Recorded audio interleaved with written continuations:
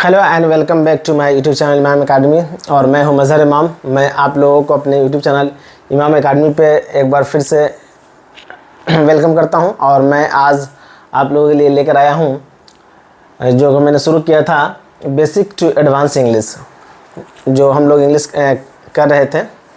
आज उसमें से एक में हम लोग इम्पोर्टेंट टॉपिक पढ़ेंगे जो कि बहुत इम्पोर्टेंट है, जो शुरू से लेकर आखिर तक हम लोगों को काम में आता है। तो चलिए, शुरू करने से पहले मैं आप लोगों से रिक्वेस्ट करूंगा कि अगर आप लोग इस चैनल पर नए हैं तो आप मेरे यूट्यूब चैनल इमाम एकेडमी को सब्सक्राइब कर लें। मैं इस पर मैथमेटिक्स क्लास 11 और 12 का मैं पढ़ाता हूं और इंग्लिश भी पढ़ाता हूं। ठीक है, तो चलिए हम लोग शुरू करते हैं।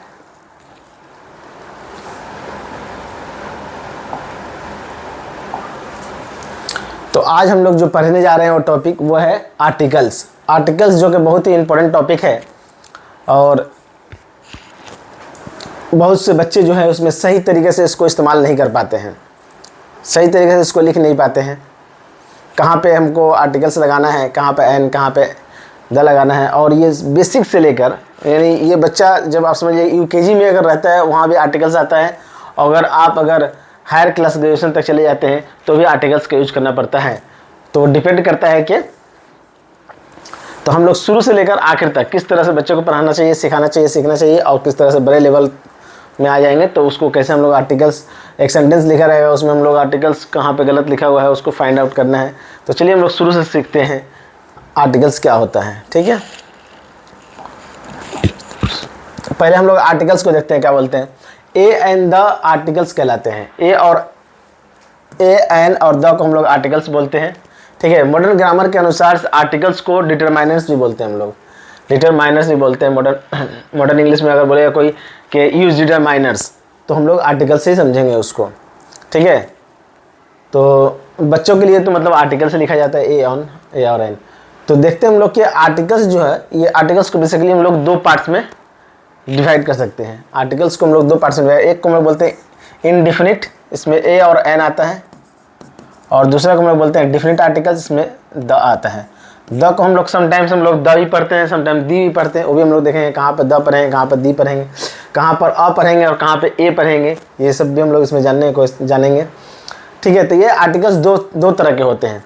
एक को हम लोग बोलते हैं इनडिफिनिट आर्टिकल्स और एक को बोलते हैं डिफिनिट आर्टिकल्स। इनडिफिनिट में ए और एन होता है और डिफिनिट में द होता है। ठीक है, तो ये रहा आपका मतलब आर्टिकल्स क्या होते हैं। फिर आगे हम लोग देखते हैं। अच्छा, क्या आप जानते हैं कि हिंदी में जैसे लिखा हुआ यह कुर्सी है, यह कुर्सी है, लेकिन इसका इंग्लिश का जो ट्रांसलेशन है उसमें लिखा हुआ है this is a chair, this is a chair लिखा हुआ है।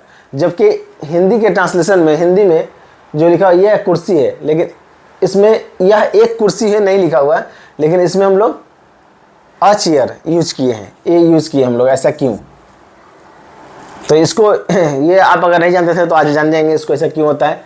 इंग्लिश में अगर ये लिखा रहे या कुर्सी है तो भी इसका ट्रांसलेशन हम लोग ऐसे नहीं कर सकते हैं कि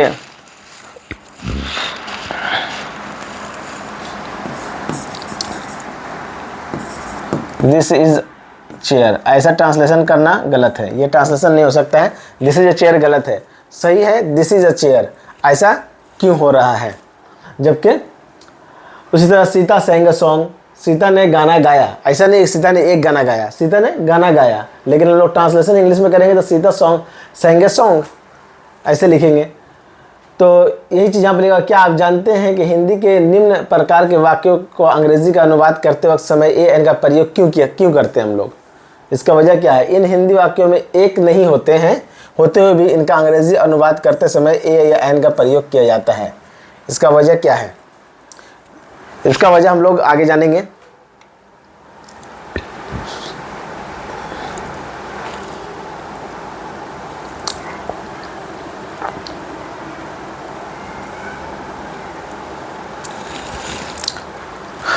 इसका वजह ये है कि एक नाउन है ये। चेयर क्या है? एक नाउन है, काउंटेबल नाउन। कौन सा नाउन है ये? Countable noun. चेयर जो है एक काउंटेबल नाउन है। तो जब भी हम लोग काउंटेबल नाउन इंग्लिश में लिखते हैं तो उसके आगे एक डिटरमाइनर्स का होना जरूरी है, एक आर्टिकल्स का होना जरूरी है। अ लगाइए, एन लगाइए अकॉर्डिंग टू रूल। तो बगैर इंग्लिश में इसको ट्रांसलेशन करते हुए भले हिंदी में नहीं हो, लेकिन इसमें अ लगाना जरूरी होता है। कभी भी काउंटेबल नाउन के आगे उसको अ लगाना यहाँ पर जरूरी होता है।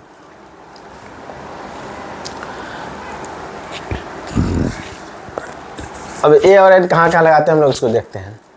ए एन का प्रयोग इनडिफिनिट सिंगुलर नाउन से पूर्व किया जाता है। निश्चित होने पर नाउन के पूर्व द का प्रयोग किया जाता है। इस कारण ए एन को इनडिफिनिट आर्टिकल्स भी कहते हैं। अच्छा, डिफिनिट निश्चित और अनिश्चित। अनिश्चित जो चीज़ होता है उसके आगे हम लोग क्या करते हैं, ए या एन का प्रयोग करते हैं, यूज़ करते हैं। और जहाँ पर निश्चित कोई नाउन होता है, निश्चित होने पर नाउन के पूर्व जो है हम लोग द का प्रयोग करते हैं। फॉर एग्जाम्पल देख लीजिए, I have a purse, I have a purse, he sang a song, this is an ink pot, Ram is a boy. ये सब क्या है, एक इंडिफिनिट आर्टिकल इसमें लगाया हुआ है। ए सब इंडिफिनिट, एन सब इंडिफिनिट आर्टिकल लगाया हुआ है, क्योंकि ये जो है कोई खास चीज़ नहीं है। निश्चित मतलब अनिश्चित है, ये कोई निश्चित चीज़ नहीं है, खास चीज़ नहीं है। और दूसरा नंबर ये है कि ये एक काउंटेबल नाउन है। काउंटेबल नाउन के आगे हम लोग ऐसा लगाते हैं, जैसे पर्स को हम लोग काउंट कर सकते हैं, इन पॉट को, सॉन्ग को, ठीक है, मैंने एक सॉन्ग गाना गाया इसको काउंट कर सकते हैं, बॉय को। इस तरह जिस सबसे पूर्व ए का प्रयोग करना है यदि। अच्छा, अब हम लोग देखते हैं कि ए और एन का यूज़ कहाँ होता है, ए कहाँ लगाते हैं हम लोग और एन कहाँ लगाते हैं। जैसे कि हम लोग जनरली सीखते आए हैं कि हम लोग का वॉवेल होता है ए, ई, आई, ओ, यू, ये हमारा वॉवेल होता है।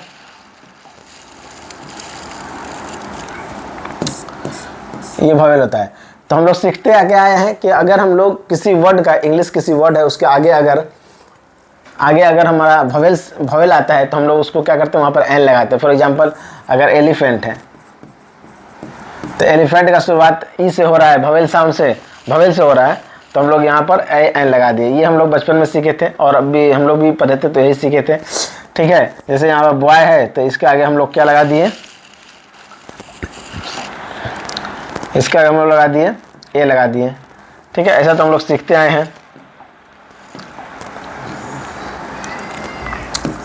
तो ये सब था बचपन का कि हम लोग वॉवेल के आगे हम लोग ए, एन और जो वर्ड वॉवेल से शुरू नहीं होता उसके आगे ए लगाते हैं। लेकिन ऐसा नहीं है।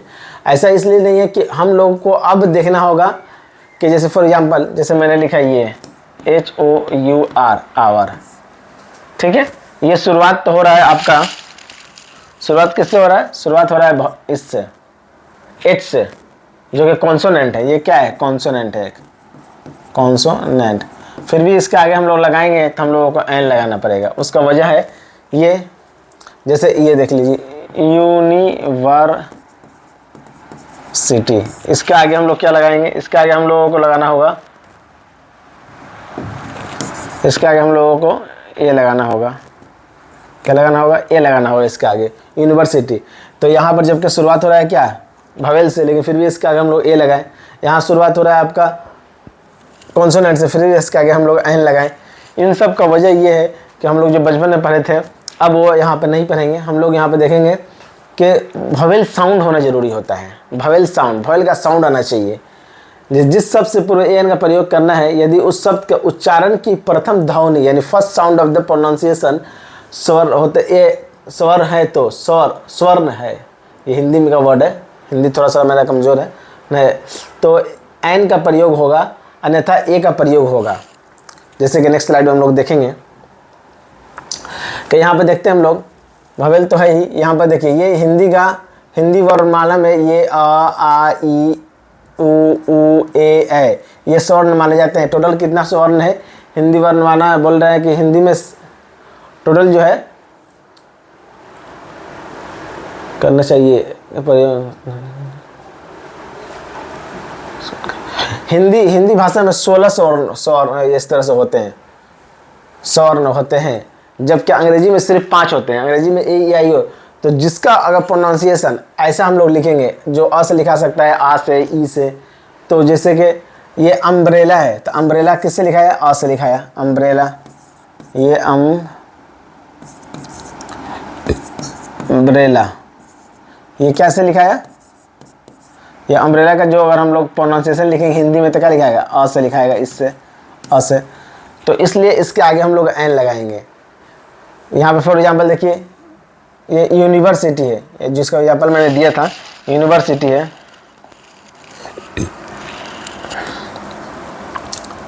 यूनिवर्सिटी, यूनिवर्सिटी, तो ये इंग्लिश में कैसे लिखा है? हिंदी में यूनिवर्सिटी, यह से लिखा है। तो यह तो स्वर्ण में नहीं आता है, तो अगर प्रोनाउंसिएशन उसको हम लोग स्वर्ण से लिखते हैं तभी उसको हम लोग लगाते हैं एन, तो यहाँ पर हम लोग ऑटोमेटिक ए लगाना होगा। ठीक है, इसी तरह देखिए हमारा ऑनेस्ट है, ऑनेस्ट कैसे लिखा है? अ से लिखा है, अ से, ऑनेस्ट। इसलिए यहाँ पर यूनियन है, यूनियन के आगे भी ए लगेगा क्योंकि ये यह से लिखाया है। 1 रुपी नोट, 1 कैसे लिखाएगा? 1 से लिखाएगा, जैसे 1 रुपी नोट। ये देखिए, ये 1 कैसे लिखेगा? 1 जो है ये लिखाएगा आपका व से, 1 तो इसके आगे हम लोग क्या लगाएंगे? ए लगाना पड़ेगा हम लोग, क्योंकि ये स्वर्ण में नहीं आता है। ये जो स्वर्ण है, अ, आ, ई, उ, ओ, ए, इसके आगे अगर कोई भी प्रोनाउंसिएशन अगर हम लोग लिखते हैं, किसी इंग्लिश का वर्ड का प्रोनाउंसिएशन लिखते हैं हिंदी में और इन वर्ड से लिखाता है, तो समझिए उसके आगे हम लोग ए लगाएंगे। ये गोल्डन रूल है, इसको आप लोग याद रखेंगे तो फिर कभी भी गलती नहीं होगा। ये तो रहा कि हम लोग कहाँ पर ए और कहाँ पर एन यूज़ करेंगे।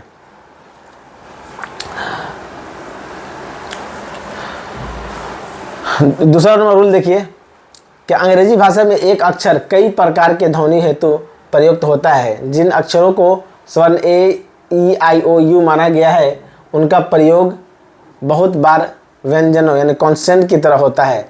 बहुत से व्यंजन स्वर्ण का कार्य करते हैं। हो सकता है शब्द का प्रथम अक्षर एम, एफ, एन, एक्स, ई हो, लेकिन उच्चारण की प्रथम ध्वनि, फर्स्ट साउंड ऑफ प्रोनाउंसिएशन स्वर्ण हो, तो ऐसे शब्दों के पूर्व एन का प्रयोग किया जाता है। जैसा कि मैंने बताया कि हो सकता है कि हम लोग लिख रहे हो ऐसा, यूनिवर्सिटी लिख तो रहे हैं हम लोग भवेल से, लेकिन इसका उच्चारण जो इसका प्रोनाउंसिएशन है वो हमारा भवेल साउंड का आ रहा है, इसलिए हम लोग लिखे से आवर, ऑनेस्ट, यूनिवर्सिटी, ये सब जो है का प्रोनाउंसिएशन जो है हम लोग का अगर वो जो मैं बताया से होगा तो आप समझिए कि वहाँ पर हम लोग क्या लिखेंगे? एन लगाएंगे। अगर प्रोनाउंसिएशन स्वर्ण से नहीं होगा, नहीं लिखाएगा, तो हम लोग उसके आगे ए लगाएंगे। जैसे कि यहाँ पर ए लगेगा, यहाँ पर एन लगेगा। और फॉर एग्जांपल देखिए, ये लिखा हुआ है ही इज़ एन MLA, ऐसे है। हालांकि ये MLA लिखा हुआ है, ठीक है, MLA, तो M या MP अगर हो जाए, MP भी हो सकता है, MP, ये शॉर्ट फॉर्म जो है, जो अगर हम लोग इसका अगर हम लोग लिखेंगे तो जो उच्चारण होगा इसको हम लोग कैसे लिखेंगे? देखिए MLA, ए से लिखा है, ए से, इसलिए इसके आगे हम लोग एन लगाएं।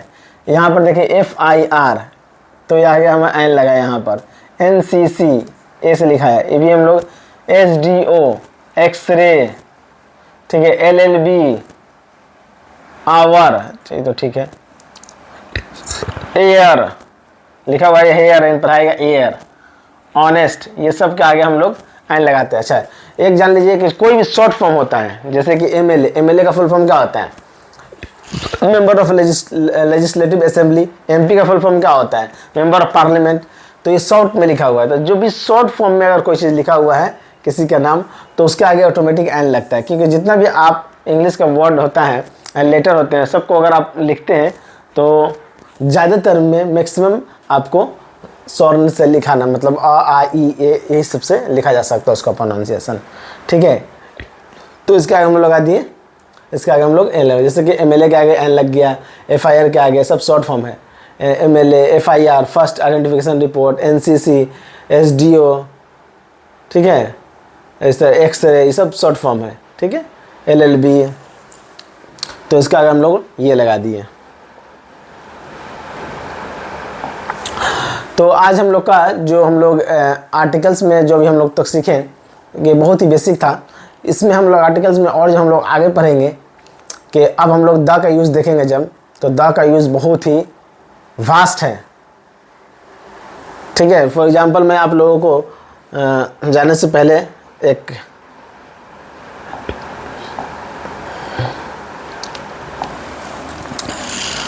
जैसे कि अगर ऐसे लिखा हुआ है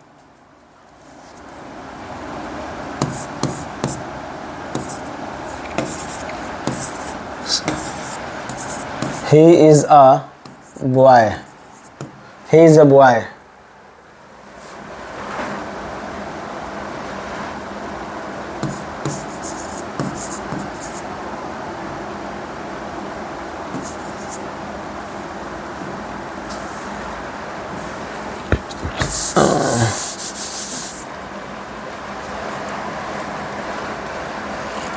he is a boy लिख दिए, यहाँ पर हम लोग लिखें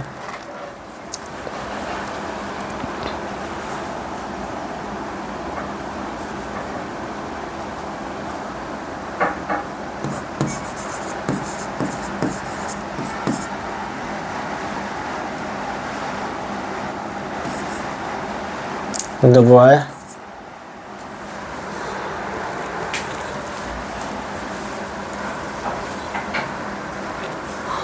कोई एग्जाम्पल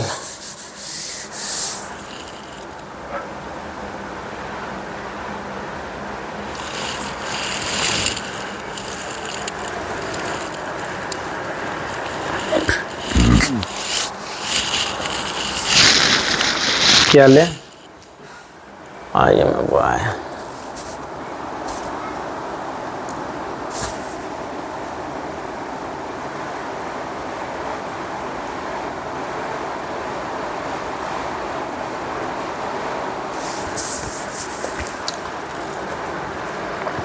तो आज का क्लास हम लोग यहीं पर ख़त्म करते हैं अपना आर्टिकल्स का।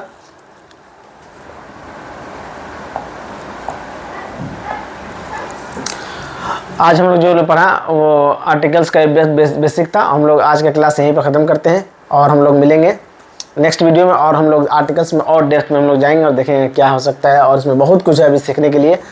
इसमें बहुत क्लास लगेगा। अभी तो फर्स्ट क्लास है आर्टिकल्स का, इसको सेकंड थर्ड फोर्थ कितने क्लास लगेगा मालूम नहीं, लेकिन इसको आर्टिकल्स को पूरा कंप्लीट करेंगे हम लोग। फिर आपको फिर कभी आर्टिकल्स में गलती नहीं होंगे इंशाल्लाह।